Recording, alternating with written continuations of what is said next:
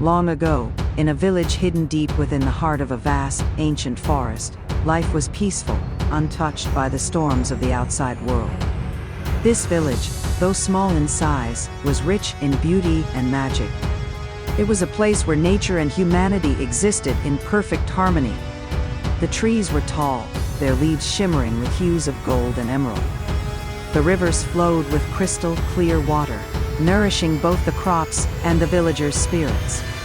The air was fresh and fragrant, always carrying the sweet scent of wildflowers. The villagers lived simple, fulfilling lives, their days marked by laughter, community, and shared rituals of respect for the land that gave them everything they needed. And at the heart of the village was Elara, the healer. Elara was unlike any other in the village. She was known far and wide not just for her unmatched skills in the healing arts, but for her kind heart, her deep empathy, and her unwavering dedication to her people. Born with a rare gift that had been passed down through generations, Elara could heal even the most grievous injuries, cure illnesses that others could not touch, and comfort those who had lost everything. The villagers often called her the light of the village, and her presence was a balm to the weary and the suffering. But not everyone in the village adored her. Among the villagers, there was one man whose name whispered through the shadows, Melgar, the sorcerer. Once a proud, ambitious figure, Melgar was once revered as the most powerful practitioner of magic in the land. But his power had always been rooted in arrogance and pride. As time passed, Elara's influence grew, and with it, the admiration of the villagers. Melgar, whose magic had once been the most feared, began to feel overshadowed by the healer. His bitterness grew like a sickness in his heart, feeding on jealousy and resentment. Melgar's jealousy festered in secret. At first, he sought to discredit Elara, trying to convince the villagers that her powers were unnatural, that she was no different from the dark forces he had studied in his youth. But no one believed him. The villagers trusted Elara. Her hands had healed their wounds, her compassion had soothed their pain. But Melgar's envy was a slow-burning fire, and one day, in the darkness of night, he made a decision that would change everything. Melgar, in his desperation, summoned an ancient and forbidden curse. A curse so dark, so powerful, that it would not only target Elara, but the very land itself. Using the darkest magic he had ever known, he bound his spell to the earth, tying it to the village's prosperity. In that moment, the very air seemed to grow heavy, the ground beneath his feet pulsating with malevolent energy. This curse would strip the village of its life force, draining the earth, the people, and the animals of all vitality. Crops would wither, rivers would dry, and sickness would sweep through the villagers, leaving them weak and helpless. But as Melgar cast his spell, he did not see the cost of his greed. For in the depths of his power something was stirring, something he had underestimated. He had unleashed a force that would ultimately destroy him, but only after he had brought ruin to the very thing he once coveted. The next morning, as the sun rose, it brought with it no warmth. The village awoke to a chilling silence. The skies had turned an unnatural shade of gray, and the once thriving fields lay barren, their crops blackened and lifeless. The air was thick with a heavy mist that made it difficult to breathe. As the villagers began to gather in confusion and fear, they noticed something far worse: their loved ones were falling ill. A sickness swept through them like wildfire, weakening their bodies, draining their strength. Even Elara felt the weight of the curse, a gnawing sense of dread tugging at her heart. But she did not falter. Elara had seen darkness before, and she had healed the wounds it left. She knew she had to act. For days she searched, delved into every ancient text she could find, seeking a way to undo the curse. She traveled to distant lands, consulting with wise sages, and communed with spirits who had long since passed from the mortal realm. But no matter how hard she tried, the curse remained unbroken. Every spell she cast, every remedy she created, seemed to have no effect. The magic that bound the village was beyond her reach.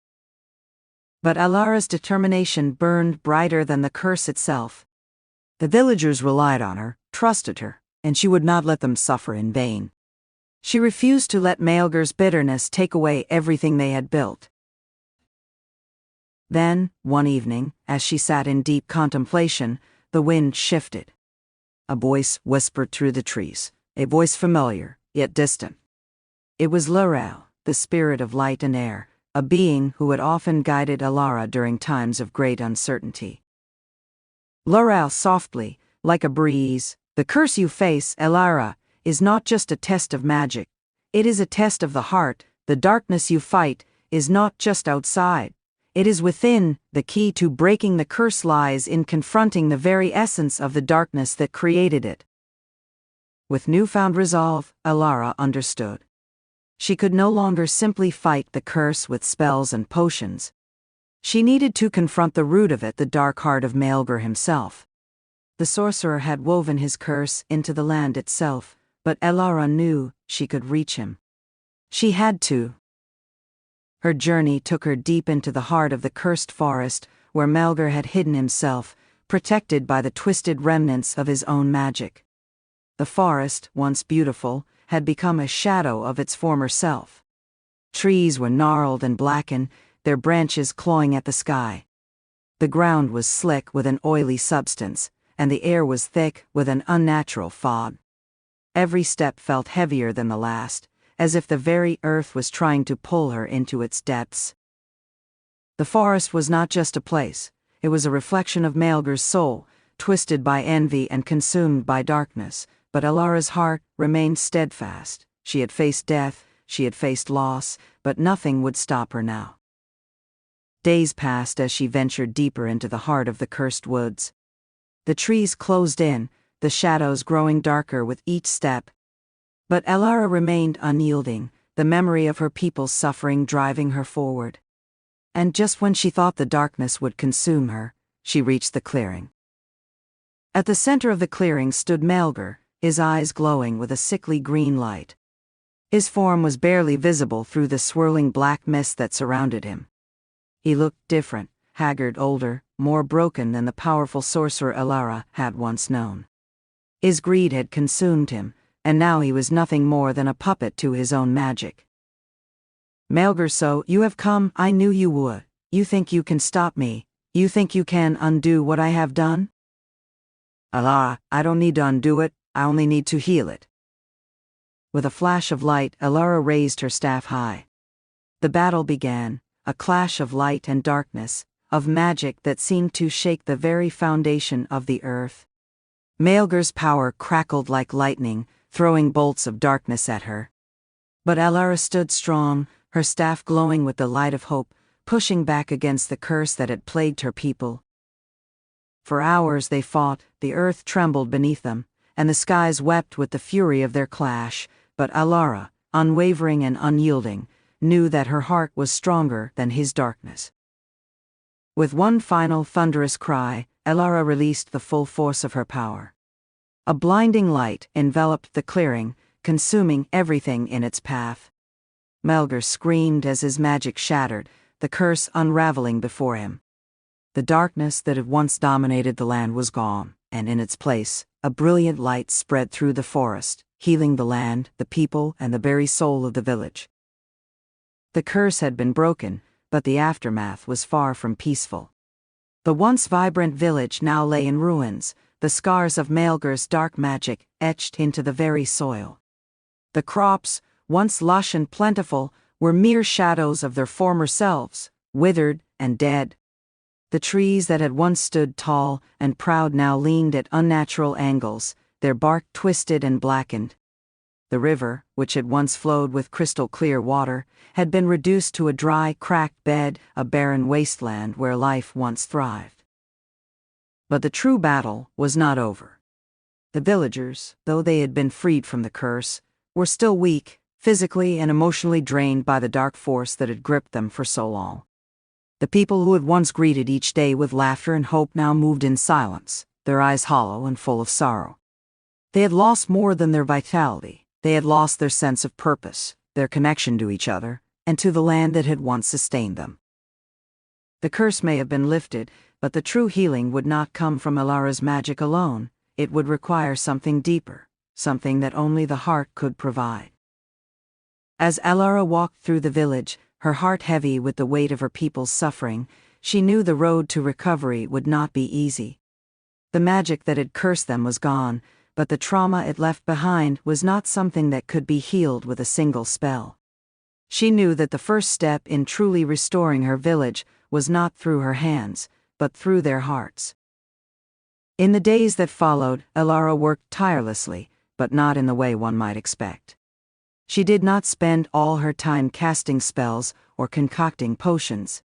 Instead, she focused on the one thing she knew could begin the healing process, rebuilding the bonds between the villagers themselves.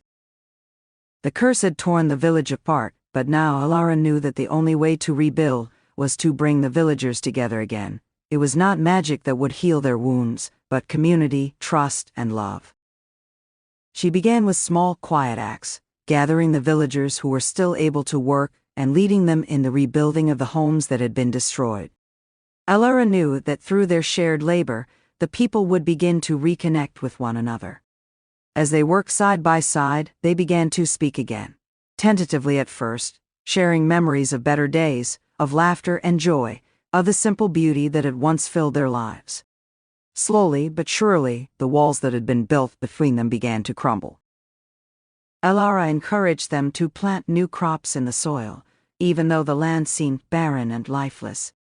She believed that the earth could heal, just as the villagers could, if they had the courage to try. Every time the villagers planted a seed, they did so with the hope that it would grow, that the earth would give back what it had taken. Each new sprout was a symbol of their determination, their unwillingness to let the darkness of the past define their future. But the true test of Elara's plan came when she turned her attention to the villagers who had been most affected by Melber's curse, those who had lost loved ones, who had suffered in silence. Their grief was deep, a sorrow that had been buried under layers of pain and fear. Elara knew that healing the land and the people was not just about restoring the physical world, it was about restoring hope, love, and the courage to move forward. The grief was a shadow that lingered in every corner of the village. It was not something that could be chased away with spells or potions. It was something that had to be faced, embraced, and understood. Elara began to visit the families of the fallen. She did not try to offer quick words of comfort or force them to forget their pain. Instead, she listened. She sat with them quietly, allowing them to share their stories, their love for those they had lost, the memories that they cherished. It was through this sharing that the healing began. The pain was not erased, but it was acknowledged, and in that acknowledgement, something began to shift. The villagers started to feel seen, to feel understood, and most importantly, to feel that they were not alone in their grief. One day, as Elara walked through the village, she saw a small group of children sitting by the riverbed, staring at the dried-up river. Their faces were marked by the emptiness that had taken root in the village since the curse had taken hold. The laughter that had once filled the air when they played was now absent. Elara approached them, her heart aching for the innocence they had lost. "Elara, what are you thinking about, little ones?" The children looked up at her, their eyes filled with confusion and fear. One of them, a young girl with dark hair and wide eyes, spoke up hesitantly. "Child, we used to play by the river, but now it's dry. Everything is dry. How can we play if the world doesn't have any life in it anymore?" Elara knelt down beside her, gently touching her shoulder. Elara smiling softly, "The river may be dry, but that doesn't mean it is gone. Sometimes things need time to heal. Just like we do, the earth needs us to believe in it again, to trust that it can grow and thrive, and just like the land, we can heal too. Together, we can bring life back." The young girl looked at Elara, her eyes uncertain, but something in Elara's words seemed to spark a small flame of hope. Slowly, one by one, the other children gathered around, their faces slowly beginning to brighten. They started to help Elara plant flowers in the soil, their small hands pushing seeds into the earth with the same hope she had seen in the adults. It was a small act, but it was the beginning of something greater, a new life, both for the earth and for the village. It was through these small quiet acts that Elara began to weave the threads of healing back into the fabric of the village, and as the people worked together, side by side, their hearts began to heal too. But even as the villagers began to reconnect with each other, Elara knew that the true healing would take time.